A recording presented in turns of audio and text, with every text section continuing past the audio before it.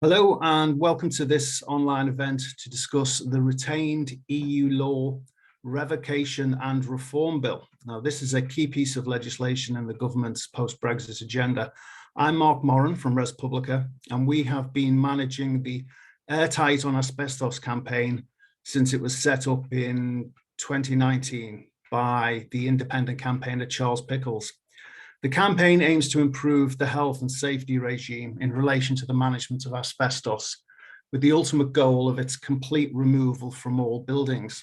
So it's something of concern that the bill, which is currently at the report stage in the Lords, includes the potential to revoke regulations and laws relating to a wide range of health and safety, which may derive from the European Communities Act, and this includes the Control of Asbestos Regulations.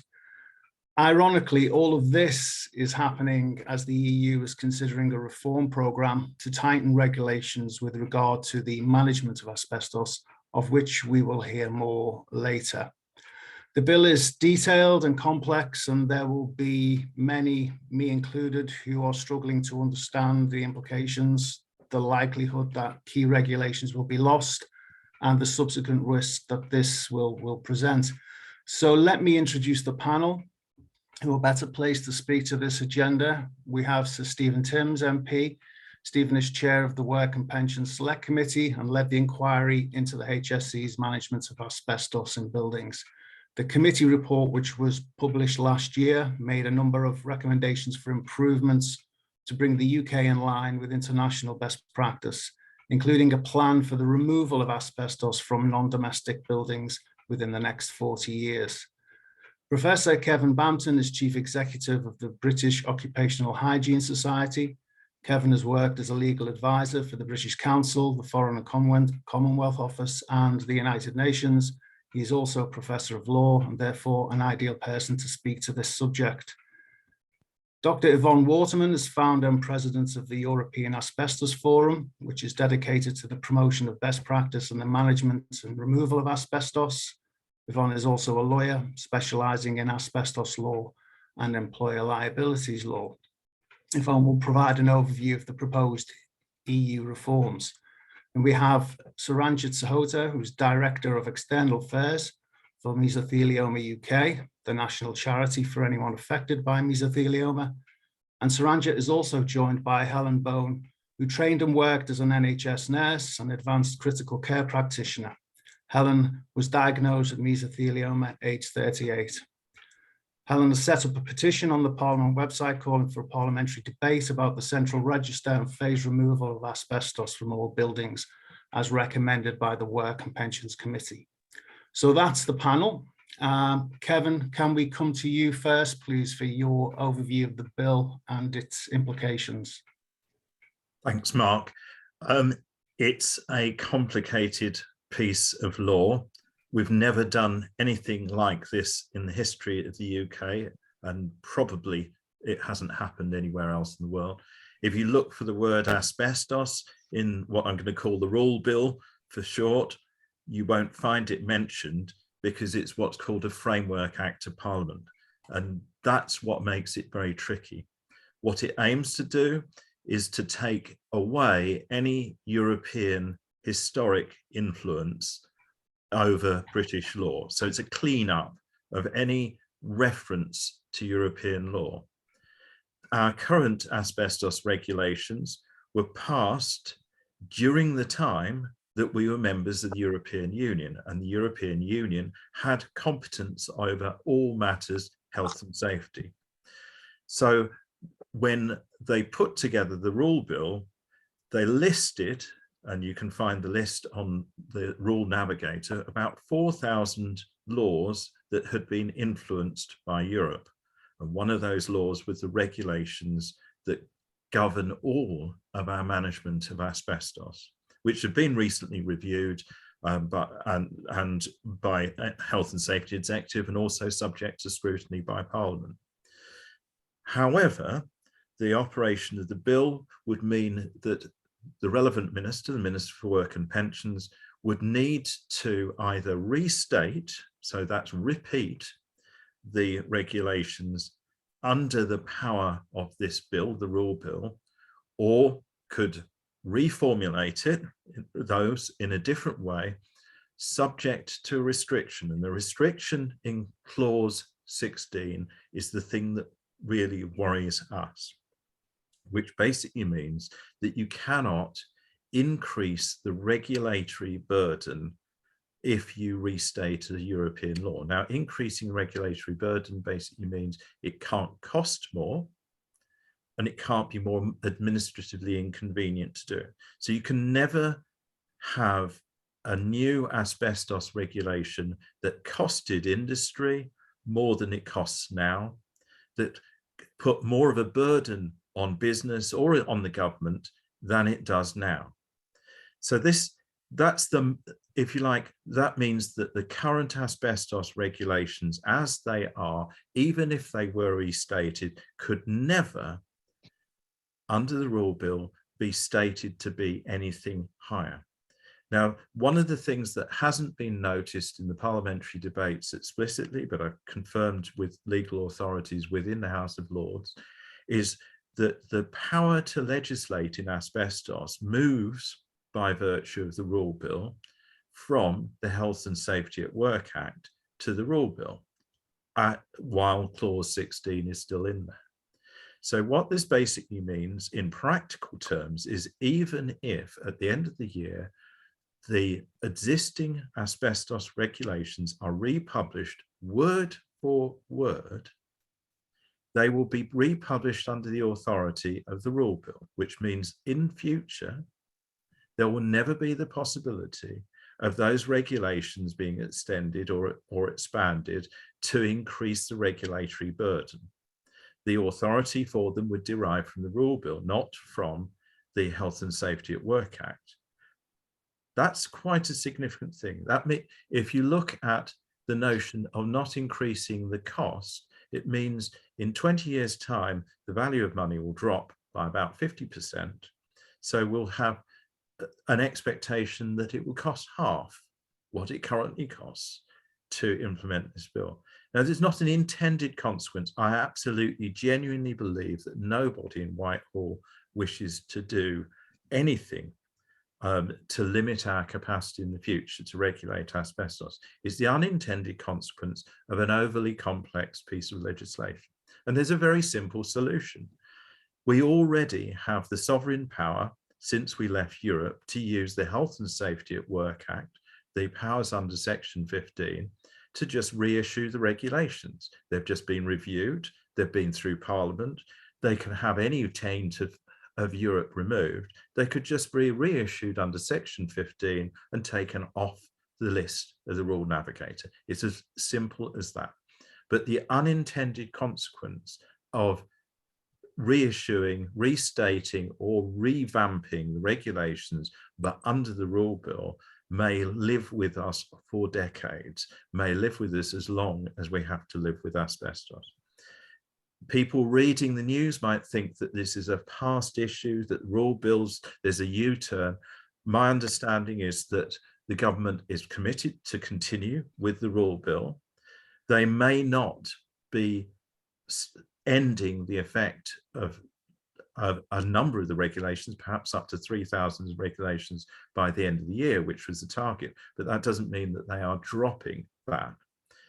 We urgently need clause 16 of the bill as currently stated to either explicitly remove the effect of the bill where there is an existing statutory power to make regulations, or we need to remove the Control of Asbestos Regulations from the list of regulations to be restated and simply deal with them under the perfectly adequate competence of Section 15 of the Health and Safety at Work Act.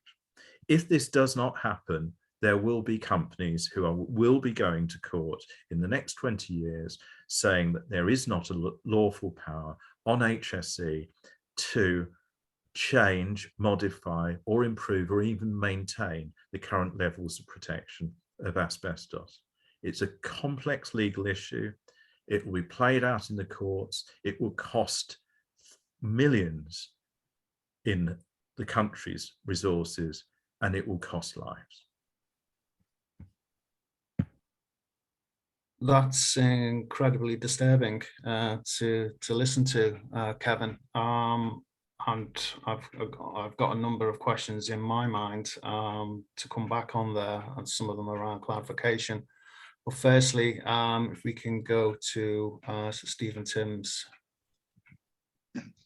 Thank you, Mark. Thank you, Kevin, and thank you to Res Publica for convening this very useful discussion.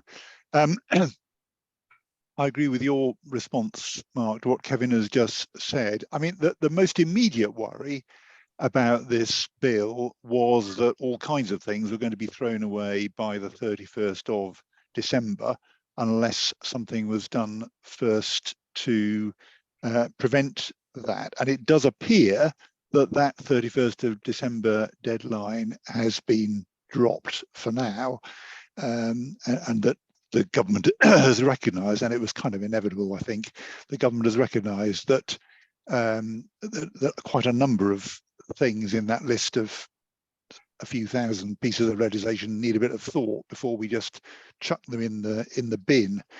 In particular, in the case of asbestos, and we had a debate about the management of asbestos in Westminster Hall in Parliament on the 19th of April, secured by Jane Hunt, the Conservative MP for Loughborough, a very useful debate. And I and others raised their fears that this bill meant that we were going to have no regulations whatsoever on asbestos with effect from the beginning of next year. And I think that would have been the first time since 1930 that we didn't have any regulations at all on asbestos. Now, I think the fact that the government has not announced, but kind of indicated that they're not sticking with that 31st of December deadline means that that immediate threat is eased. But the points Kevin makes about the future legitimacy for the regulation that we have, the way that asbestos regulation is likely to be constrained by the terms of this bill, those are very telling points that we need to respond to, I think. When I asked the minister about what was going to happen about asbestos regulation, she said this, I quote, "We are looking at exactly that at the moment. The rules and regulations are for the HSE, it has the experts, and it needs to do what it sees fit."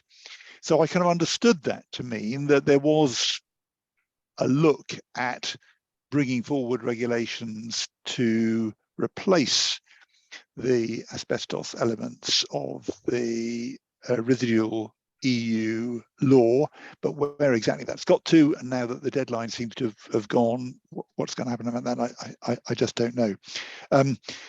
But I hadn't appreciated the point that Kevin has made that you know, it appears we wouldn't be allowed to have more onerous regulations than we've had up till now. I mean, presumably, if we are going to have a fresh look in the context of this at the asbestos regulations, then that may be an opportunity to do things a little bit differently from how they've been done in the past. And I think that's an opportunity that we ought to look at taking advantage of, although if we are constrained only to have regulations which are no more onerous than the previous ones, then there's less of an opportunity there than would otherwise be the case. I did just want, though, to say a couple of things about the recommendations in our Select Committee report published in April of last year. Two specific things that we've called for. Firstly, that a target should be set of 40 years for removing all asbestos from non-domestic buildings in the UK. Now, the government didn't accept that recommendation. They make the point, and reasonably, and this is a point that the Health and Safety Executive makes, that there is a real danger of disturbing asbestos.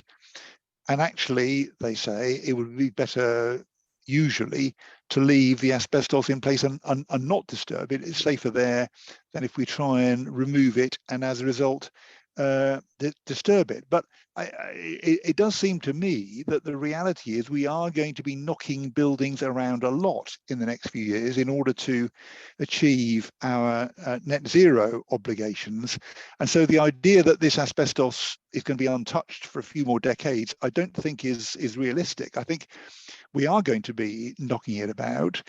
And therefore, we need to be very careful to make sure that doesn't pose a risk to the people who are working on those buildings. And there surely is an opportunity here. If we're going to be doing lots of work to buildings, let's take the opportunity to remove the asbestos while we're doing that, because that will be a much more cost-effective way of grasping this problem than if we leave it until the net zero issue has receded. Or so I think there is a case really for getting on with this, recognizing that we've got a problem, that there are dangers in removing asbestos from buildings, but we're better off facing those fairly and squarely and addressing them and saying, recognizing those dangers, we are going to come up with a plan for how we are going to remove all the asbestos over the next 40 years. And I think the case for that has been strengthened by the report published by ATAC and NORAC in November, showing that a lot of the asbestos in place is actually in rather poor condition, worse condition, I think, than was expected before.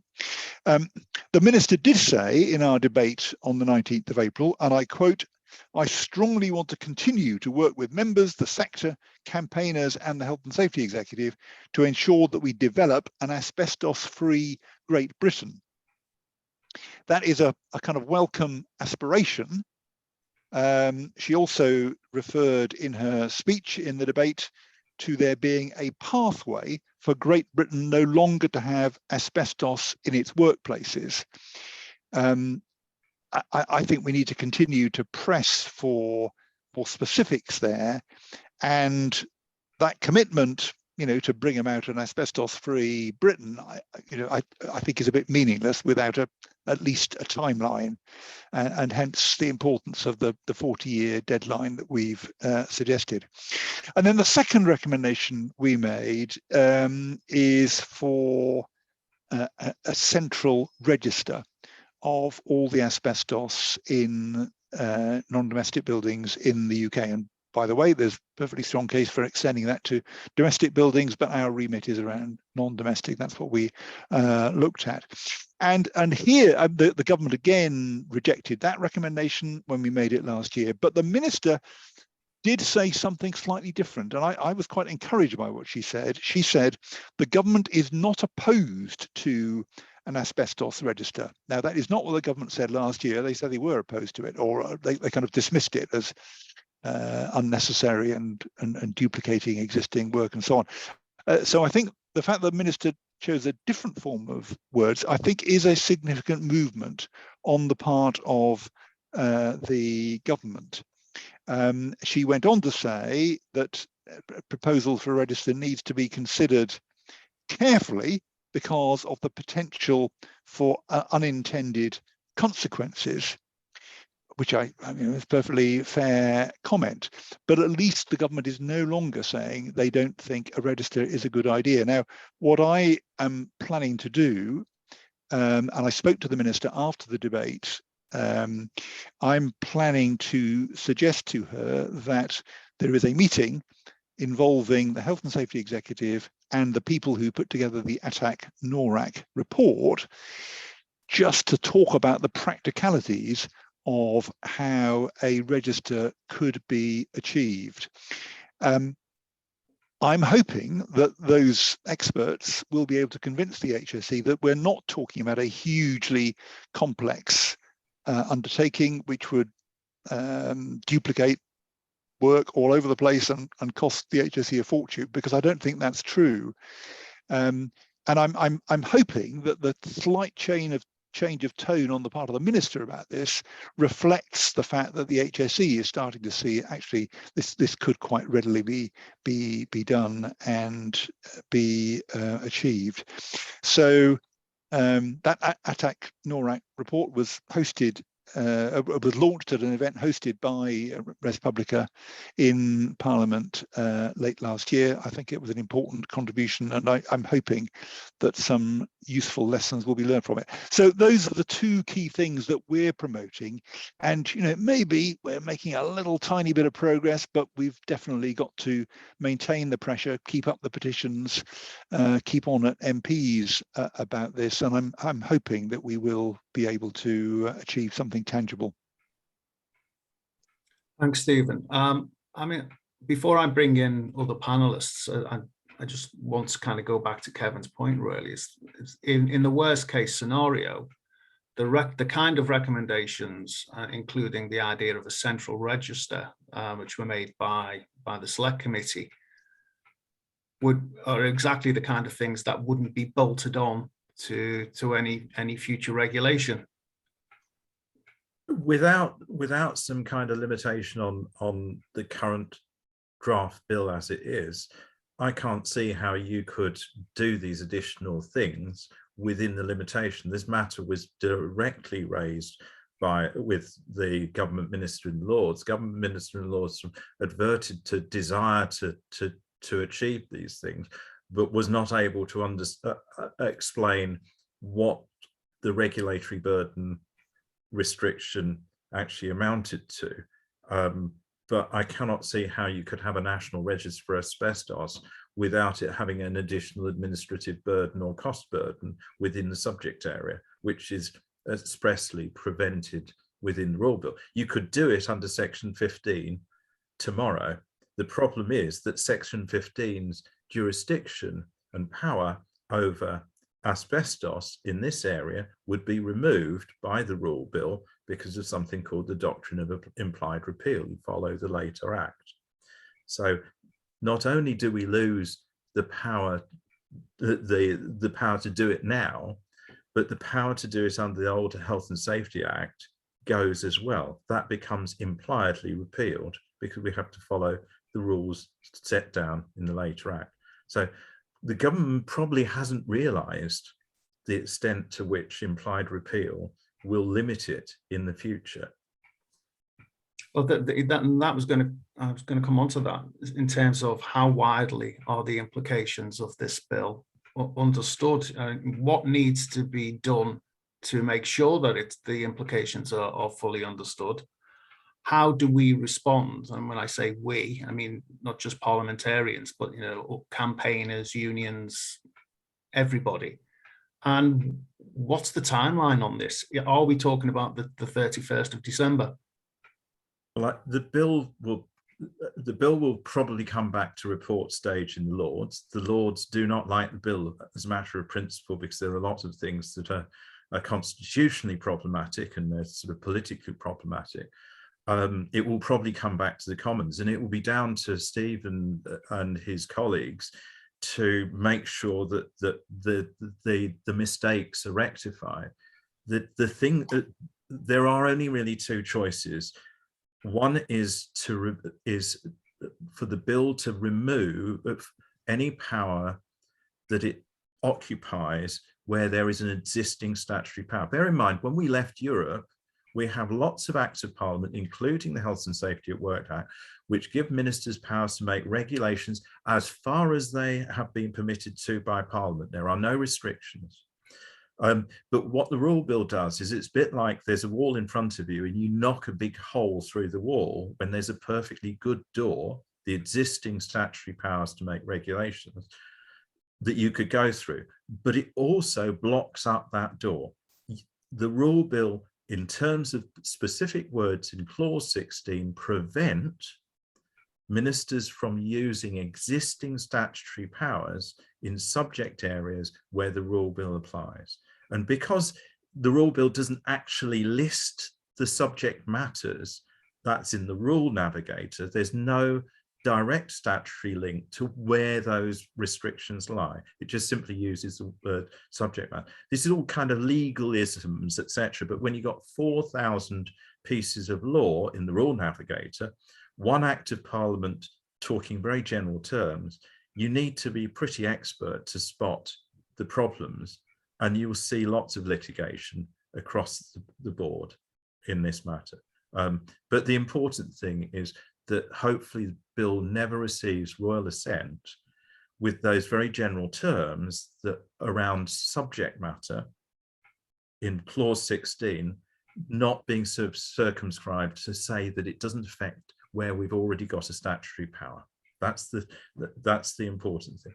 Asbestos regulations should be issued under the Health and Safety Act. They're designed for it. They have the mechanisms for it. They shouldn't be issued under a framework act that isn't designed with the mechanisms and the support and the infrastructure to deliver them, and certainly shouldn't have the limitations of regulatory burden that are currently there. That's understood. But what's not understood, I suppose, is how we get from the sort of the worst case consequences of this bill to the prevention, so that it doesn't get assent in the form that it currently is, and what's in between that, you know, that we can all do to highlight this issue. I'll move on to, shall I bring you in at this point, Saranjit, for your comments? Yes, thank you, Mark, and thank you for organising this. Firstly, just to say that I did invite Jane Hunt to attend today, but she genuinely couldn't make the date, so that's just unfortunate. Right, well, I've invited my good, I'm going to say colleague, she's done so many events with me, Helen Bone, for a reason. And as you, in the introduction, Mark pointed out that Helen has been a nurse, but also is a patient of mesothelioma. When a few weeks ago, I had an exchange with Kevin about the bill, because I certainly didn't understand it. I'd already bothered Mark about the bill and tried to understand it, and was going around the houses. And you kindly sent me your briefing, Kevin, and I read the briefing. I read it 3 times. And it's absolutely mind-bending in terms of how complex it is. So for us as a patient organisation, it's extremely difficult. We're not an asbestos company. We're not lawyers. We are at the other end where we see the suffering. And anything that happens now in terms regarding our current existing legislation, that it should be in any way negatively impacted, is where we come in. And that is the worry. And I was shocked, you know, with some of the things that you had outlined in your briefing, and even the exchange that we had in the emails. And so what we can do obviously is raise the patient voice around this. I also read, Stephen, the written question you submitted back in February around the bill and possible impact on the importation of asbestos and the asbestos regulations. And I've submitted a question with Jane Hunt, a further sort of a follow-up written question. So I think Jane submitted that last week. So let's see what response we get. It's specifically around the control of asbestos regulations and this issue around burden, the regulatory burden, about not wanting to increase the burden on business. I then actually, this is where Helen comes in. I sent the response, I sent your question, Stephen, and the link to your question and the government's response to Helen to have a look at, because when we launched our campaign for global asbestos during Global Asbestos Awareness Week, Don't Let the Dust Settle, Helen used that opportunity to set up the parliamentary petition in support of those 2 key recommendations that you've discussed. And I'm going to ask Helen now to respond to what she felt and thinks in relation to the response you received from the government. Good afternoon, everybody. Thank you for inviting me along to speak today. I'm 40 now, but I was diagnosed with mesothelioma at age 38. I live in the northeast of England, and I've got 3 children, 3 hormonal girls. Fortunately, unfortunately, they keep me busy, and so does this. I basically have no idea where I contracted my mesothelioma from. Asbestos is present in all of the buildings that I've been in growing up. So in my primary school, it was in my secondary school, and it was in all of the buildings I've worked in as a nurse working for the NHS, which I think a lot of people think would make me angry. It doesn't make me angry, it makes me frustrated. And it makes me frustrated because this substance that we know kills people is in these places that obviously our children go to school, I went to school, it's where our sick are cared for. It's where a lot of people work, going to work thinking there's no danger to me today going to work. And I think that I'm frustrated by the fact that the government think that by disturbing it, they will only cause more of a problem. Because unfortunately, it's already caused a problem. It's already caused a problem for me. It's already caused a problem for every other person who's been diagnosed with mesothelioma and lives with the fact that there is no cure for this disease, which is also feels unfair and makes me frustrated. Makes me frustrated because we're all suffering with something that is absolutely avoidable. And I'm listening to all of the information about bills and clauses and all of the, I mean, I can't even get my head around it. It's not, and kudos to you all for understanding it, but not just understanding it, but championing it in any way that you do. But for me as a layperson who has this disease, I feel frustrated. I feel frustrated about the whole situation. The fact that this may, you know, come to fruition where this, there ends up being no regulation, or it frightens the life out of me, not for me, for future generations of us, you know, our children, our children's children. So for the government to say that we don't want to fix it because we might cause more of a problem, well, actually, no, it's going to cause a problem. The best thing to do is to fix it. So prevention is better than cure for me every time. I mean, I could talk all day about how frustrated I get about it, but and I suppose that's just my opinion. But Well, yeah. on that, Helen, when we launched the campaign during Global Asbestos Awareness Week, we had countless people come through social media talking about how they know someone who passed away from mesothelioma.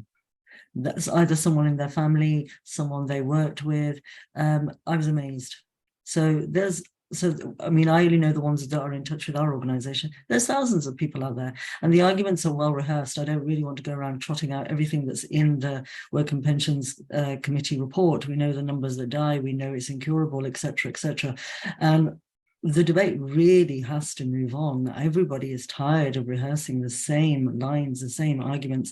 And I feel the same as Stephen, that there was a shift in that Westminster Hall debate. I felt a little shift in the language, and I take a lot of heart from that. Mark and I yesterday had a bit of a discussion about that. You know, he's on the negative, that the government isn't opposed, but they're not saying that they're going to do it either. Well, I think the fact that the government said they're not opposed to a central register is an important change in their language, and we have to seize it and absolutely run with it while we can. That's where I am with this. But the debate has to shift. It has to shift. We cannot be here in even another 5 years saying the same things, that this many people die, this you know, this is what this causes, this is it, and they die within the first year, etc., etc. They start, the figures almost start to lose meaning. Yeah, well, you know, Saranjit, I'm doubling down on the negativity in light of what Kevin has told us today. So not only that's fine. Not only is there not a commitment to do something, but there's the implication that it cannot be done. It seems almost a moot point now, but I'm going to introduce Yvonne to speak about more progressive reforms that may be happening within Europe, and potentially what we might kind of learn or adopt from them there. subject to where we end up with our REUL Bill. So Yvonne, if you'd like to give a brief kind of overview of this EU reform programme, that would be appreciated. Oh, of course. Thank you, Mark, and it's my pleasure. First of all, thank you very much to Res Publica for organizing this, and for the other speakers and the audience for caring about the topic to also join. As you said, I have been asked to provide an overview of the proposed EU reforms with regard to asbestos regulations. And I have to say, to do so in 5 minutes flat would require Wonder Woman, but I will do my best to at least provide you with the main gist and an idea of where things are going. So the background is really that in 2019, the European Commission reported that approximately 77,000 people died within the EU from asbestos cancers. Please note this was even before Brexit, so it includes your figures. And given the new insights of the ratio between mesothelioma and asbestos-related lung cancers, that is likely to be a very considerable underestimation, possibly even several times over. I dread to think of that. And as Helen said very appropriately, asbestos diseases are absolutely avoidable. Remove the asbestos, remove the disease. Nobody needs to die from asbestos. It all started off with a legislative proposal by Nicolai Willemsen, the member of the European Parliament, and he spoke on this at the last European Asbestos Forum conference, and probably the next one as well. And he made a huge effort to really update and expand the EU legislation on asbestos. Next thing, the European Parliament voted in favor almost unanimously of doing so, and that was a call sign for the European Commission to use this proposal as a concept and work out the details for a definitive piece of legislation. Now, I have to say, from what I've seen so far and all the questions that I've been asked over the past few months by various committees who took their assignments from the European Union Commission, that it appears that the Commission is basically committed, to put it bluntly, to all-out war on asbestos. It makes me really happy. The plans are very big and very encompassing, and they are important to the United Kingdom as well, because they reflect the state of the art, or in other words, anything that the European Union can do, so can you, and indeed, so should you as a country. There is no conceivable reason really why the UK should take a backwards attitude when it comes to occupational killer number one, rather than abolishing EU-derived legislation. Surely UK should gear up, I think, and keep its own legislation at least at the same level as whatever it is that the EU is planning, as reflecting the state of the art that all the world can conceivably do. Now, the main legislative piece that is being updated is called the Asbestos at Work Directive. And this is going to be expanded very considerably. The Commission has other plans as well, which for the moment are being called communications, which is really a vague term for, well, basically the drawing board, so to say. Essentially, the aim is to reduce the number of asbestos victims very considerably, to follow the state of the art of science, of technology and innovations, and to combine all of that with this huge energy transition and policy of renovating over 35 million buildings across the EU, and to do so safely. It's basically a combination of various important EU policies, such as the war on occupational cancer, the Green Deal, the renovation wave, and half a dozen other policies. Effectively, what they want is to renovate all the old buildings, and they realize that this will lead to workers running the risk of being exposed to asbestos within the buildings, and also the asbestos roofs, of course, and that has to be avoided. Making buildings more energy efficient shouldn't lead to more people dying who are in the front line of doing this work. And the European Parliament and the European Commission are basically using 6 strategies. If I look analytically at what they are doing, saying, Firstly, a much more proactive approach to asbestos removal. At the present, because of the Asbestos at Work Directive, this falls within the scope of occupational safety and health policy. But what they really want and need is a legal framework that is much bigger, with minimum requirements for asbestos removal strategies and member state levels, and clear timelines, and a lot of EU financial support. For instance, also national digital asbestos registries, which should map all the existing asbestos in any given member state or region. So basically you can compare from year X how much asbestos there is, and proceed to year Y and see how much has been removed and how much still has to be done. Secondly, also a legal proposal for recognition and compensation of asbestos-related diseases across the EU. Now, every country has a different system, and the idea is basically to have one system all across the board. And also bearing in mind that many workers in the construction and the renovation sector are basically mobile cross-border workers, so perhaps also from outside the EU. And they, of course, run the same risks, should be entitled to the same compensation as well. Thirdly, specifically in relation to the renovation wave, there is a lot of work being done on a mandatory screening for asbestos prior to any energy renovation work.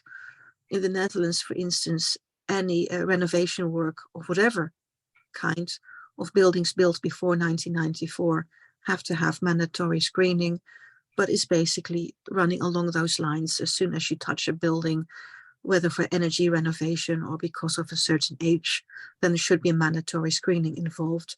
Again, so that workers who go to work in that building have prior information to the risks that they are running before they are actually proceeding with the work. Fourthly, also to deal from a much broader approach than only occupational safety and health framework, such as I mentioned it already, the mandatory screening, a registration of asbestos in relation, for instance, to sale or rent of buildings, so that anybody who buys a building or in a home or an office or whatever knows beforehand what sort of asbestos is involved and where. And this can, of course, reflect the true price of the building. But renovating it and taking away all the asbestos will, of course, be a better appreciation of the worth of the building. This is, for instance, already the case since the beginning of this year in Flanders. And the last big strategy that I have seen that they are basically talking about and working very hard on is studying Nicolai Willemsen's proposal for a complete overhaul of the current EU directive on protecting workers from asbestos, which dates from 2009. And there are a few important points. The big point is lowering the occupational exposure limit value from the present 100,000 fibers per cubic meter to only 1,000 fibers per cubic meter. And this is in relation to the well-known article, a scientific article, The Global Asbestos Disaster, which I recommend that all of you look up on the internet, the Global Asbestos Disaster. Also, for instance, the report about a year ago from the European Chemicals Agency, completely in line. And they say that because asbestos does not have a safe exposure level, we should lower the threshold to 1,000 fibers per cubic meter.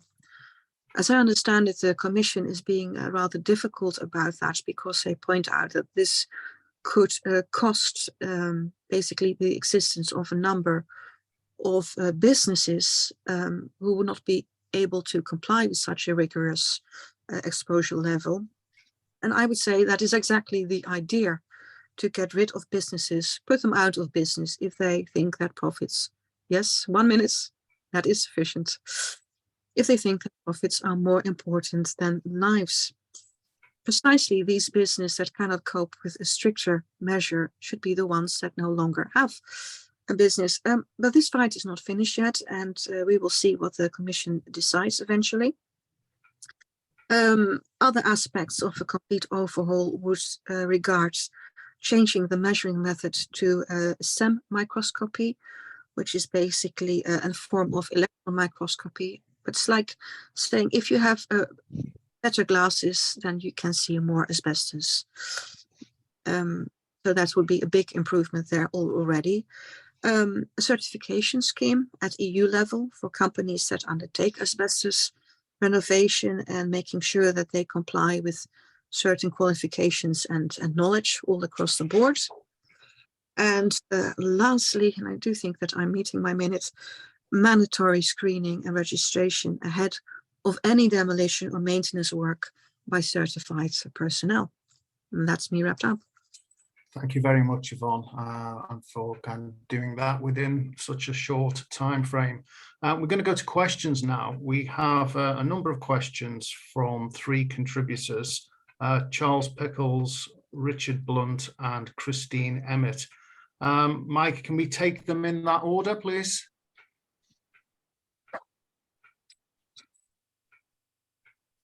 Charles, you're on, so you can pose your question, please. Yeah, thank you, Mark. Can everybody hear me before I go on? We can. My first question is really quite simple. What can we do as the public and campaigners to stop or help you stop the REUL Bill? I don't think, I'll be honest, I don't think the REUL Bill will be stopped. I think the important thing is that, one, the reports of delay are not the same as reports of putting asbestos protection in a safe place. Until the asbestos regulations are either out of the navigator or out of the scope of the bill, one of the two things, they're either off the demolition list or they're out of the line of sight of the bill, then asbestos protection in this country will be in jeopardy.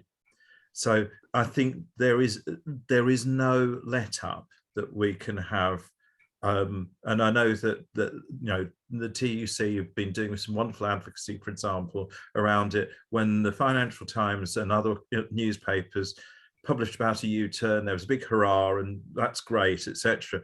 But actually, nothing's changed. There might be different sounds, but the tune is still the same. The direction is still the same. So I think we need to continue to highlight that asbestos protection is at risk still, while the current REUL Bill is constructed in this way.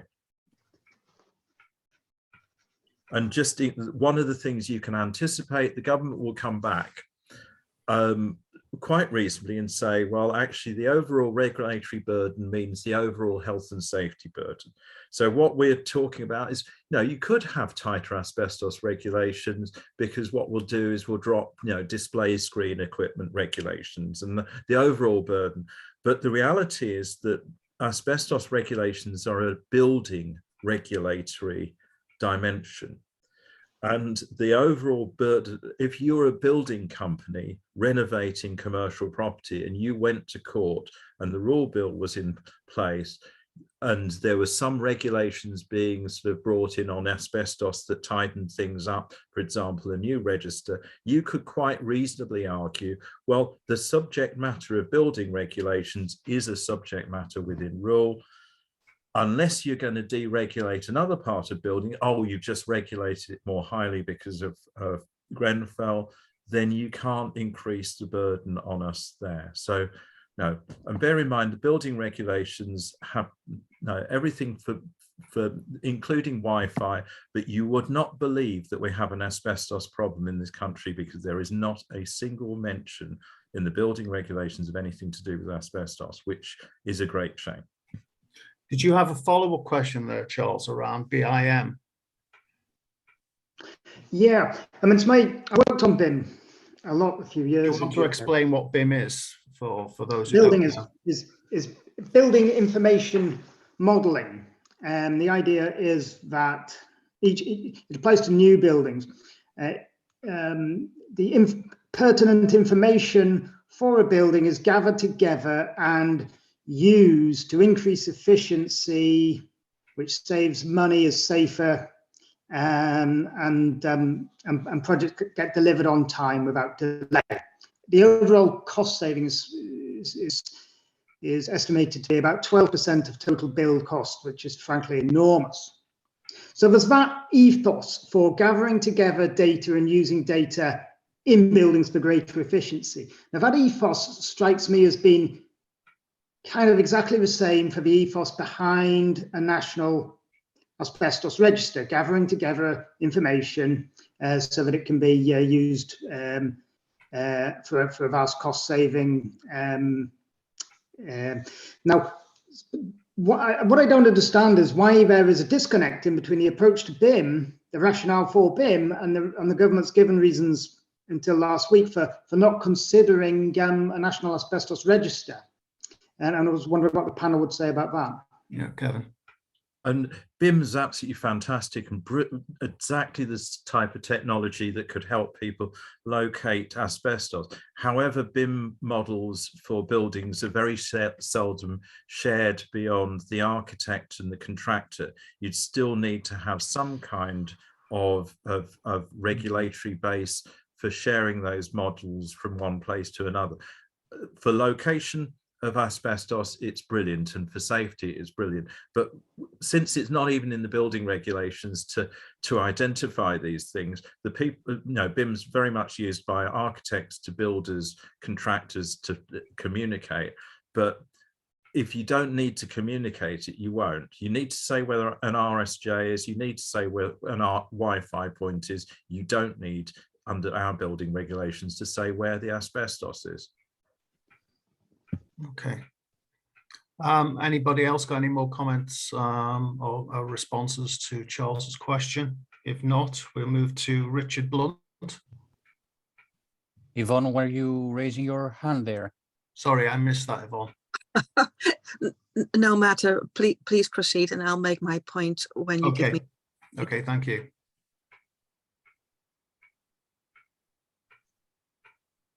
Richard, you're on. Yeah, sorry, hi everyone, can you hear me? We can. Brilliant. Yeah, so a couple of questions. Thank you so much for your time and speaking. It's been really interesting listening to you all.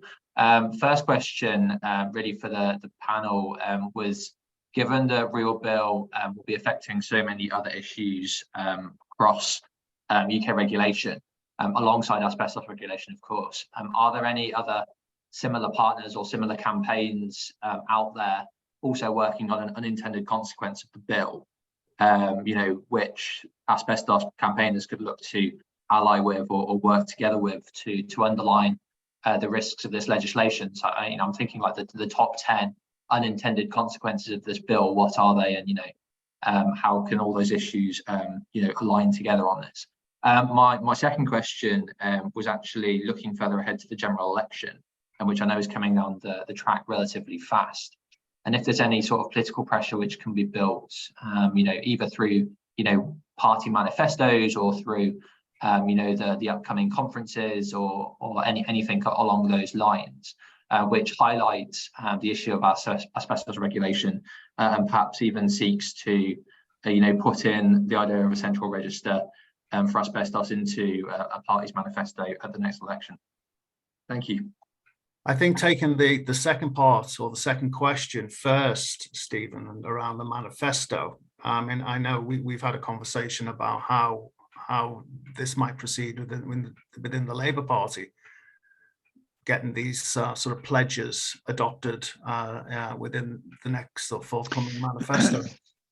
Yes, I certainly think there is an opportunity here. I mean, it's perhaps just worth making the point. I'm a Labour MP, so you need to make allowances for that. But there is zero enthusiasm in the Labour Party for the REUL Bill.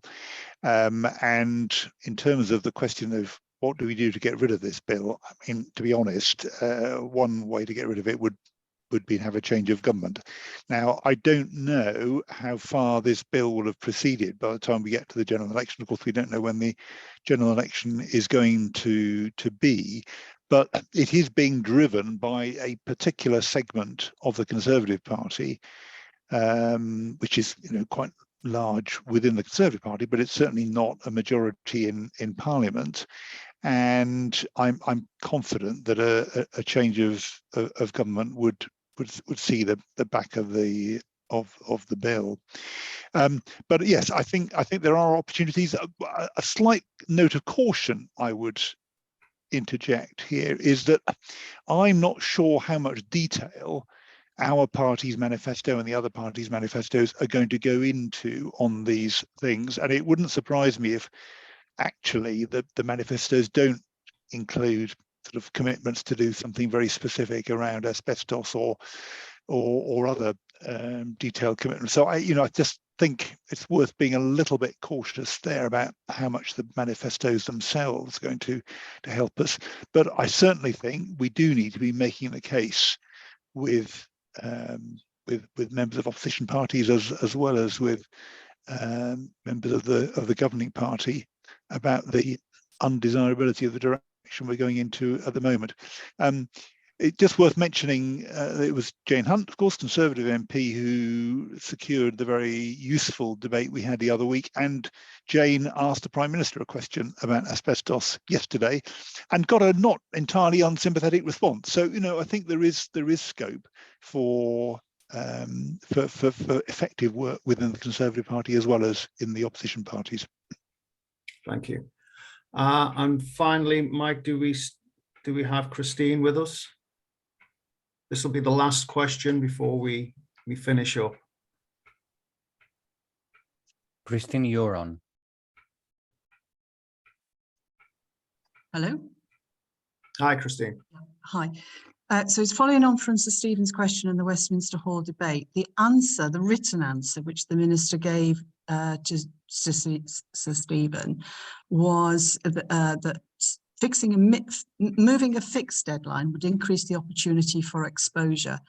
There is no doubt in my mind that having no deadline for removing asbestos increases the opportunity for exposure. So that in itself seems a disingenuous answer and a fudge, and not a very good one either. And the second point, that the UK health and safety protections are amongst the highest in the world. That was another sentence in that written answer. Is that true? The statistics on mesothelioma and asbestos cancers would suggest that we have some of the highest deaths in the world, and therefore those two statements, the one from me and the one from them, from the Minister, don't marry up. So I'm concerned that we should, and obviously it's your question, Sir Stephen, but that if there's anything we could do to raise this with the Secretary of State, because the Minister has not answered your questions. And we all know how these things happen. The Health and Safety Executive may well have drafted some of these answers, and it's in their interest to make it, well, it would appear they've taken a stance and they're going to protect it at all costs. And yes, I'm not satisfied that we're getting the Secretary of State's attention to this matter. I think that's fair, Christine. But I mean, that is the way with parliamentary questions. You kind of get the answer from the Minister who is deputed to deliver an answer, and it no doubt would have been drafted by the HSE. I apologise, I must go in a moment, but just on the specific points that you've raised, I agree with you. We need a deadline. Otherwise, the kind of rather vacuous statements about an asbestos-free Britain have no meaning at all. We do need a deadline. Is it true that we've got some of the highest standards in the world? Well, you probably could argue that at the moment. As we've heard in this discussion, there may well be some divergence going along here, that on the one hand, it looks as though we're on a track to reduce our standards, whereas elsewhere in Europe, the track is to increase standards. So while that may be true at the moment, it may not be true for very much longer if things carry on their current trajectories. The fact that we have 5,000 asbestos deaths a year, that is a very large number. I don't think that reflects necessarily poor standards on our part at this stage. I think it reflects the fact that we used a huge amount of asbestos. We imported an enormous quantity of asbestos before asbestos was banned. We imported more of it than more of it per head than other countries did. And I think that's the reason the incidence of asbestos-related diseases are so high. And of course, that is another good reason why we need to do something about it, and not sit back and kind of hope that if we don't disturb it, everything will be fine, because we know that won't be the case. Thank you. Thank you. Thank you. Are you leaving us now, Steve? I do have to go, unfortunately, Well, but it's been a very useful discussion. Thank you, everybody. Thank you very much. Thank you, Mark. Okay, bye-bye now. Thank you. Kevin, did you want to come in on that point? You had a hand up at one stage. Yeah, sort of mingling. The reality is that if it's in a party manifesto, it probably is not going to be right, because this is needs to cover more than one parliament.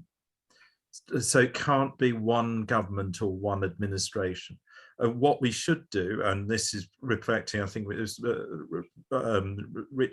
Richard Blunt's point, what we need to do is take a leaf out of the climate change activists and have a target in statute, like the Climate Change Bill Act provides, need to have a standing parliamentary committee to make sure that asbestos removal is ingrained in every piece of legislation. So when we're promoting solar panel usage and changing boilers and everything else, that someone's saying, what about the asbestos thing? So there's a model, and the model is climate change. And yeah, climate change is absolutely critical, but so's asbestos. Okay, so having a target gives you something to aim for, and then it drives all law and regulations towards that end. With cross-party support. Yeah. So it kind of goes back to the plan. If there was a commitment to remove asbestos over all asbestos in a phased strategic way over a 40-year period, that doesn't necessarily in itself introduce new regulations or burdens. It just kind of sets out a course, if you like. So in other words, you could, if the worst case scenario REUL Bill was to come to pass, you could still make a statement about wanting to remove asbestos, although you'd be hamstrung in what you can actually do about it. If that's a question for me, given that at the moment Parliament can't even protect asbestos regulations as they are, the idea of enshrining a deadline within an act is unlikely. But there are simple things. As I say, asbestos should be in the building regulations. HSE is the building regulator. They're responsible ultimately for the building regulations. They're also responsible for the Control of Asbestos Regulations.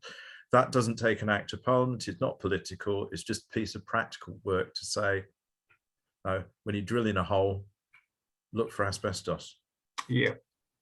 Okay. Well, I'm going to draw this to a close. If there's one action, I think, emerging out of this, it's kind of captured in Richard Blunt's question, really. There are lots of campaigners out there, lots of campaigns and campaigners. And Saranjit, you're nodding your head in agreement, because you know what I'm about to say. And they all need to kind of coalesce around this and start kind of pushing on the same door at the same time, rather than knocking a hole through the wall, as you mentioned earlier on, Kevin. So I think following on from here, that should be a course of action to try and sort of promote the implications of this bill, and to try and get everybody on side with pushing for a better outcome. I'm going to thank all the panelists, Sir Stephen Timms, Yvonne, Waterman, Kevin Bampton, Saranjit and Helen, thank you all, and we'll bring this to a close now. Thank you. Goodbye. Thank you. Okay.